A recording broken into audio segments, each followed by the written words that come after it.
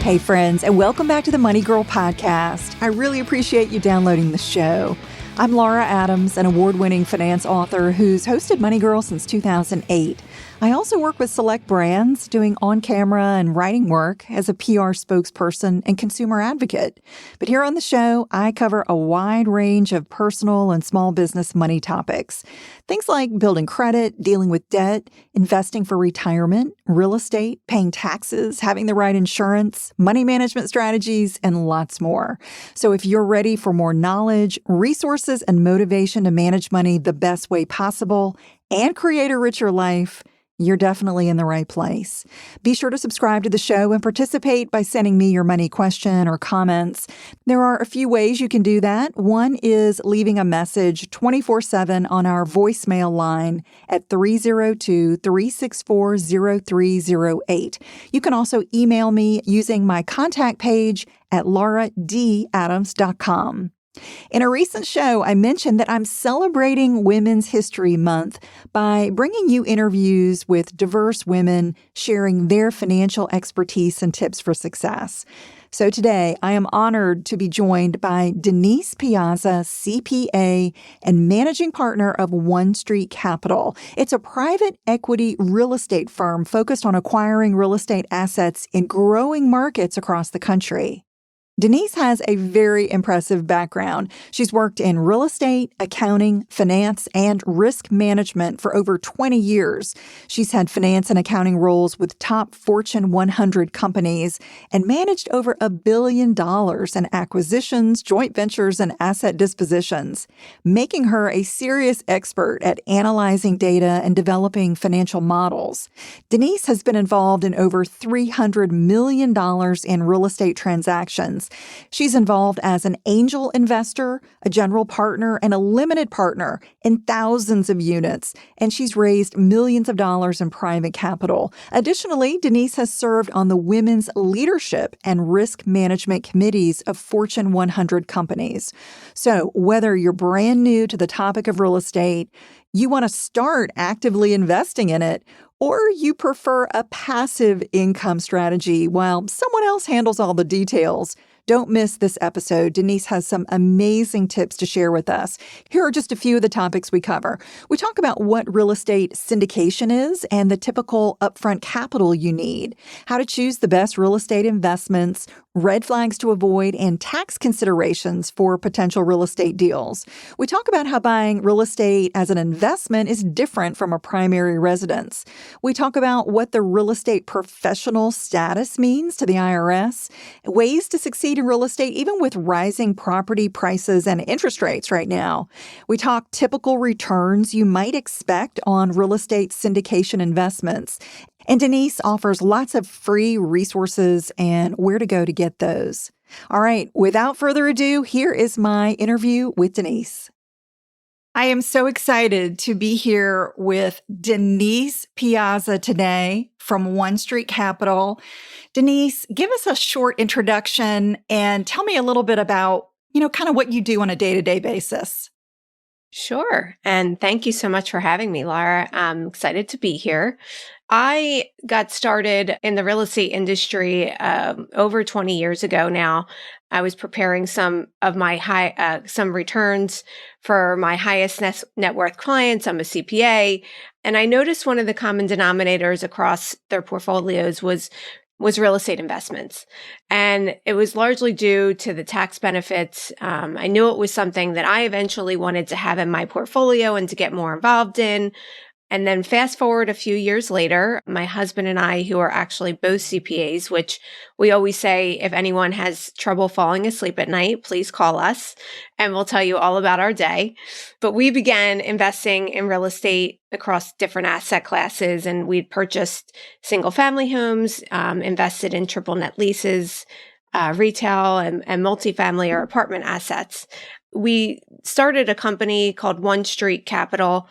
And that was so that we could take all of the lessons that we learned from these experiences and really provide others with education on determining what types of real estate investments make sense for their investing goals and to know how to ask the right questions just before diving into investing. So what you're telling me is that you notice that high net worth people typically owned real estate. This was like a trend that you were seeing. Yes. I find that really, really interesting. I'm Hmm. seeing a lot lately about real estate syndication. Tell me Sure. what that is. If people are not familiar with that terminology, what does that mean? Absolutely. It's really just another term for a group real estate investment.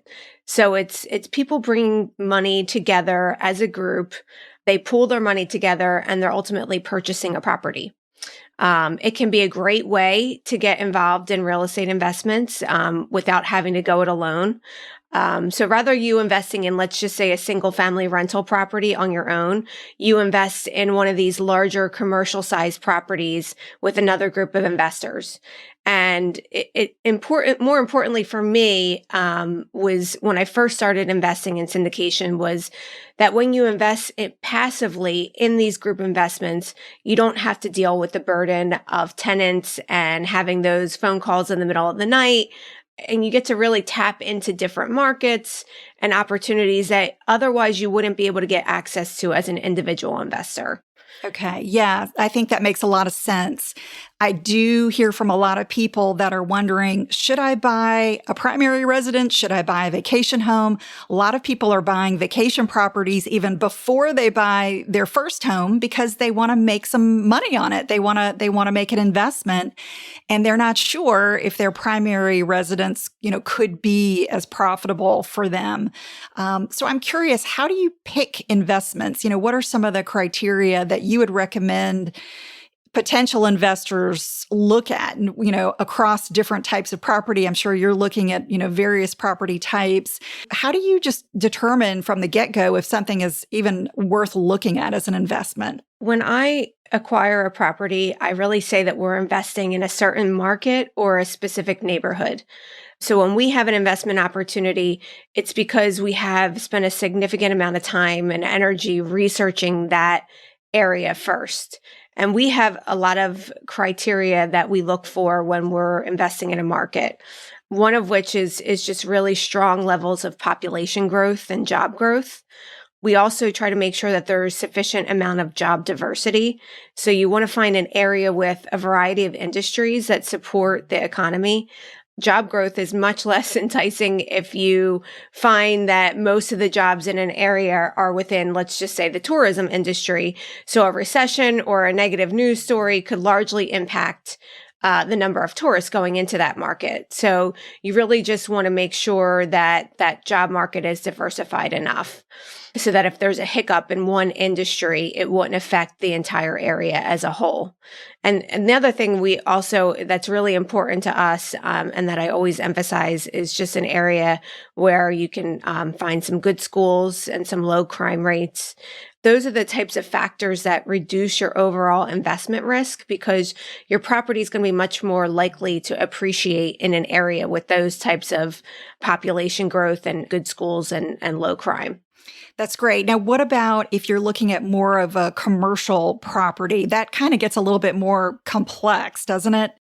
It certainly does. You want to look for those factors, but in addition to that, you also, Laura, want to make sure that you want to look at the supply and the demand of the apartment market. For my example, we invest heavily into multifamily or apartment assets. So you want to look at how each new piece of inventory that's coming online is being absorbed into that market. You want to make sure that there's not an oversupply of housing in that market. And you also want to make sure that it's an area that has a lot of renters, basically, so that you know that there's going to be a lot of people who are looking to move into your property.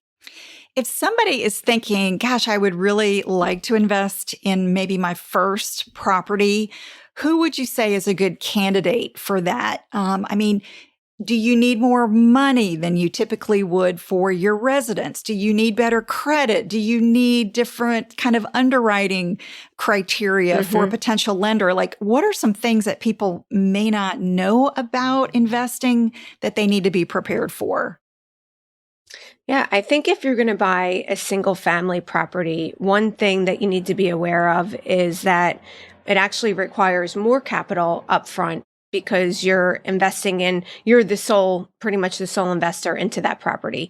So you're going to require, that 20% down or whatever it may be for that particular residence. Sometimes when you look at a single family property too, it can present a little bit more risk only from the perspective of if you have one tenant in the property and they move out of the property, you're exposed to not having any rental income coming in, and then you will have to actually cover all the costs of the property and the mortgage as well. So you just want to make sure you do all, as you said, that your due diligence, your underwriting. You want to make sure that you have sufficient, what I like to call them reserves, so that if you are going to buy a single family property, you're going to be covered should the resident move out, and it takes some time to get it occupied again. The other component that I would say that makes somebody a good candidate for real estate investing is someone that's just looking for diversification in their portfolio. Diversification reduces your risk. And let's be honest, 2022 was a really challenging year for the stock market. And, 2023 may prove to be similar. I don't pretend to have that crystal ball, but I still have personally a portion of my portfolio in the market. But I did want to make sure that, we were diversified, across different portfolios, across different asset types with all the volatility that's taken place in the last several months. And an asset like real estate, and specifically for us, multifamily, tends to be a more recession resistant, resilient asset. So people will always need a place to live. And when you invest in good markets and good opportunities, you get strong returns and some more diversification in your portfolio. So obviously, one of the services you provide is finding these potential deals to begin with. I mean, saving people a ton of time in not having to do the research or work with a local real estate agent, which obviously is extremely time consuming. What else do you offer people who work with you? Kind of what's the expectation of somebody coming in for the first time to work with you? So our bread and butter has really been in acquiring multifamily assets. So as I mentioned, when you're investing into a real estate syndication, you're investing in an asset that wouldn't necessarily be available to an individual investor. It's more of an institutional quality investment. So you get all of the benefits associated with real estate, like the cash flow, the tax benefits, but you get it by only passively investing into the asset itself. So you're not dealing with the all of the work associated with being a landlord and having tenants. We're doing really all that work up front to identify the right markets, identify the right properties, and to work with our property management team to help manage that asset. And the reason why we focus on multifamily is twofold. And the first of which is just the risk involved. So I think back to the basic fundamentals of what people need to survive, and that's food, shelter, and water. And fortunately for us, you can't live on the internet. So there'll always be that need for housing. And when you compare real estate to the stock market and some other asset classes, it was really the best performing asset going back, even as far as, just the great financial crisis in 2008. The values in the multifamily asset class or the apartment asset class were really the quickest to rebound during that time of significant financial distress. So the risk associated with it is one of the reduced risk associated with it is one of the main reasons why we have that as an offering to our investing community. There's also been a huge gap growing between home ownership and the people that are renting in the United States. And it's become increasingly unaffordable for people to afford a home. The more recent interest rate hikes that took place over the last several months Our rates went from about 3.25% closer to 7% at one point. Now I think it's back down to about 6.5%. But with that hike, the number of people that can afford to buy a home went from 44 million people all the way down to 26 million. And it's crazy when I stop and think about that. The affordability problem only got worse in the last several months with all the interest rate hikes. There was already a housing shortage prior to that, but with the interest rate hikes that took place, it just exacerbated the problem significantly. So let's say, you're somebody who wants to think about a syndication. You're thinking about, how do I get started? What might be a typical upfront investment? How much should somebody think about, like just saving at a minimum to get involved? I would say when investing in a typical syndication, the minimum investment typically ranges anywhere from $25,000 to $50,000, depending on the offering.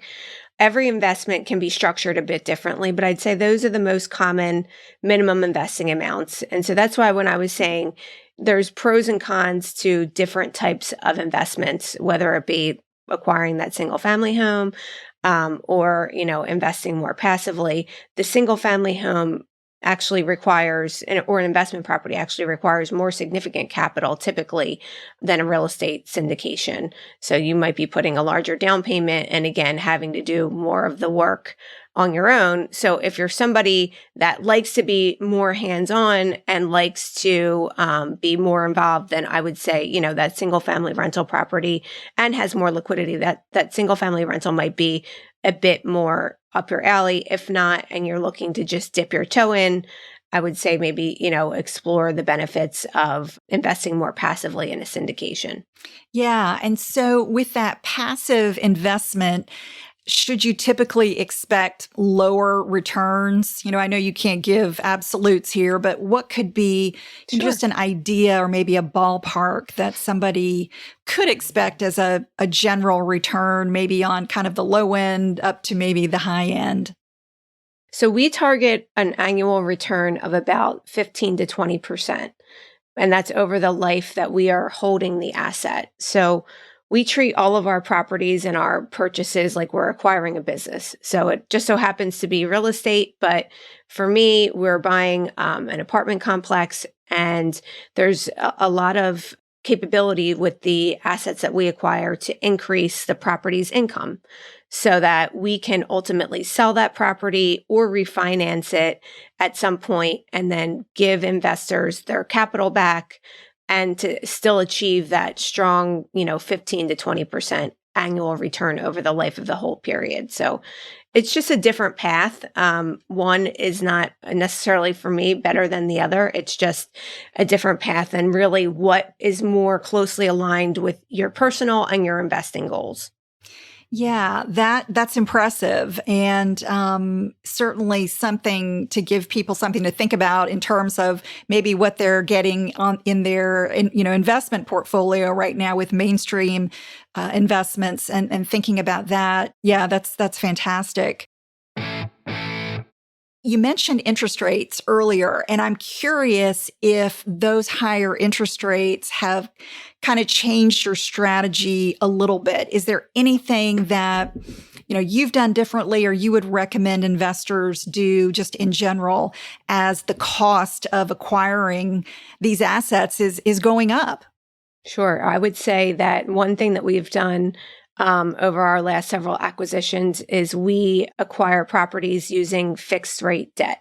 We will work with local lenders, with large banks to acquire a property for the strongest fixed rate debt that we can at the time.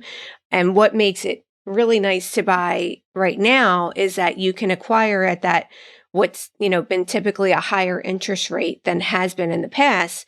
You can, just like you can with your single family home, you can acquire at a higher rate. And when ultimately the inflation and the economies and the capital markets are a bit more stable, you can then refinance the property and then be able to achieve that lower interest rate once the rates are lowered. And that allows you to also ultimately also return capital to your investor base. So because your property has appreciated, you've increased income, and you've been able to, successfully execute your business plan, and then you refinance into that lower rates. So I would say that's one strategy that we've done in the past, several acquisitions. The other one is to just really use less debt overall when we're acquiring a property. So when we acquire a property, we use for the first component of it, the mortgage of the property. And then we also use that investor capital, that pooled capital that I referenced, to ultimately acquire the property. So we're using less debt because the interest rates are higher, and we're using a bit more capital to actually acquire our property, reducing the overall risk that we have with the debt structure. I'm curious about your opinion on how much you should have in your portfolio. What do you think is a good amount of real estate to own overall? And this is obviously going to vary so much from person to person, but I'm curious what your opinion is. I think that it really is dependent on your investing goals.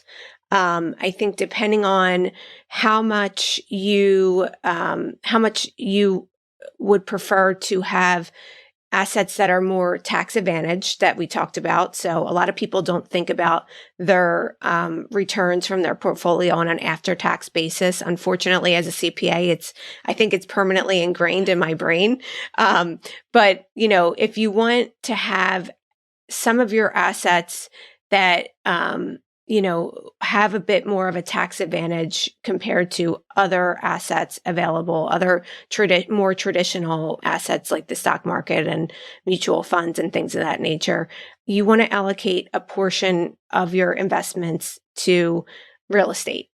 I don't think of a real estate investment as a get rich overnight strategy. I do not think that's how you should approach it, or that's how it works when you're trying to figure out what the right percentage is for your investing goals. But the returns are strong, and it's more recession, as I mentioned, it's typically more recession resilient than other asset classes.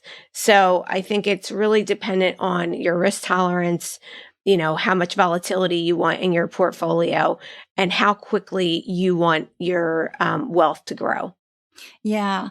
Are there any red flags that you would recommend people just, stay away from if there's something they see as they're out looking for a single family home, or even a triplex, a small apartment, if they're thinking, yeah, I'm going to get some passive income on my own? If they're out scouting about, what should they really watch out for? Maybe some mistakes that you've seen people make. You want to try to avoid a property that has not been taken care of for a long period of time, especially if you're just starting out investing on that property. That would be called a lot of deferred maintenance, things that maybe the prior owner has ignored for a long period of time. So, the landscaping, the roof, some parts of the internal structure, windows, doors. If you are just starting out as a real estate investor, I would avoid a property with a lot of ongoing maintenance issues. So that's one area where I would highly suggest, maybe until you're a more seasoned investor and what everything costs in order to repair certain aspects of the property itself. Another area where I typically steer people away from is just really the debt structure of a property. So whether you're investing in a single family, a triplex, or a large apartment complex, you really don't want to have too much debt on that property. One way that you can measure it is a financial metric called a loan to value ratio. And that's really just the percentage of how much debt that you have on the property relative to its value. So obviously you just don't want to have that ratio be too high, because then you're at risk for not being able to make any money from the property, and ultimately you have a higher risk of losing the property by not being able to pay your bills. Similarly, in the debt structure, I also tell people right now, especially in the environment that we're in, to look for opportunities with fixed rate debt, things that, are not in flux and floating rate with the market. If they are purchasing something with a floating rate, make sure that there's an interest rate cap that's put onto that property so that the interest rate cannot exceed a certain level. So those are some of the most common red flags that I see in acquiring properties. Yeah. And you mentioned taxes earlier. What should potential investors really know about taxes? What are kind of obviously there's a lot to know, but maybe some of the Yep. main points for buying and selling that come into play that can kind of hurt you if you're not aware of it up front. There's been a lot of discussion in the news on how some of the wealthiest Americans pay some of the lowest amount of tax on their earnings. And in my opinion, the best way to understand that is really to look at their returns and what types of assets they invest in. And so one strategy that they use is investing in real estate. And that's because of the most powerful tool in the IRS code, which is the concept of depreciation. An example of depreciation is really just the value of your car decreasing as soon as you drive it off the lot. Real estate is just one type of investment that benefits from that power of depreciation. The value of your property increases over time, but the tax basis is actually decreasing as your property depreciates. The one beauty of investing in real estate is, unlike certain other asset classes, it can actually lower your after-tax obligation rather than increase it, unlike, some mutual funds or stocks or things of that nature. One thing to be aware of is just, as you said, some things that you might not know before going into it is there's passive real estate and then there's active real estate. So it depends on whether your passive income, meaning any rental property or anything that you receive from a syndication, any paper loss from depreciation cannot necessarily be offset against your active income. So if you're a W-2 employee or if you're own your own business, that's active income. Your passive losses can only offset that active income if you are something called a real estate professional status. And if you go to our website at onestreetcapital.com, I have a lot of different articles on tax benefits. And one of the areas that I talk about is this real estate professional status and all of the things that the IRS requires for you to qualify for that. Since there is a lot of tax considerations when you own real estate, do you think that investors should always work with a tax professional? I know you are a tax professional, but what do you think about that? Wise CPA once told me, it's not about what you make, it's about what you keep.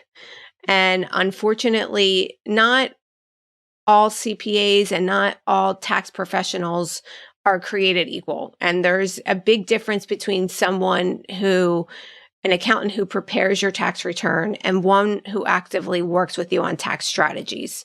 So I always say one of the secrets of the wealthy is that tax planning is not something that's done at the end of the year or during tax season. It's something that they consider throughout the year. So hiring a CPA who will work with you on implementing tax strategies is really fundamental to growing wealth. Denise, is there any final advice that you can give for investors who want to make obviously the most profitable deals out there? Any tips or hints, especially right now with our markets being pretty tight in most of the US? Any advice to find the best deals or the most profitable deals? There's actually a great free resource that we have on our website, and it's called you can download it free from our website. It's called 50 Questions That You Should Ask Before Passively Investing in Real Estate. It's just a great guide for a beginner or even someone that's slightly experienced with real estate to consider before jumping into an investment. That's a great resource and can really help pinpoint what makes a good quality real estate investment. The other thing that we have a lot of resources on our website is for that tax strategy and tax planning. They're all free, and it's not even just about real estate investing. We also put out some content on tax planning and strategies for business owners, how you can try to minimize tax burden, even if you're a W-2 employee, all different avenues for you to pursue to try to really think about tax as being the largest expense that we bear as Americans. I mean, so when you think about it from that perspective, I think it really helps frame your mindset.